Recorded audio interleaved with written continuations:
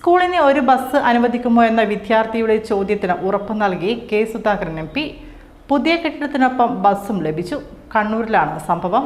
പുതിയ കെട്ടിടം അനുവദിച്ചു, ഇനി സ്കൂളിലേക്ക് വരാൻ ഒരു ബസ് കൂടി അനുവദിക്കുമോ എന്നായിരുന്നു വിദ്യാർത്ഥിനിയുടെ ചോദ്യം.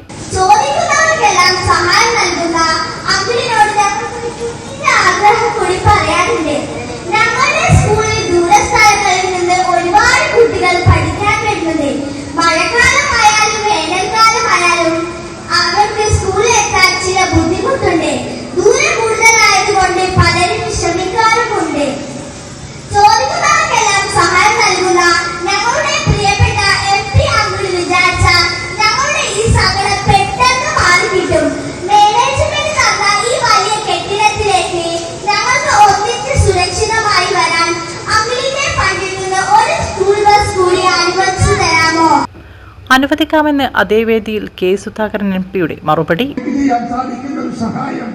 എന്റെ കുട്ടികൾക്ക് യാത്ര ചെയ്യാൻ ഒരു മിനി ബസ് ഈ സ്കൂളിൽ നൽകാൻ ഞാൻ തീരുമാനിച്ചിട്ടുണ്ട്.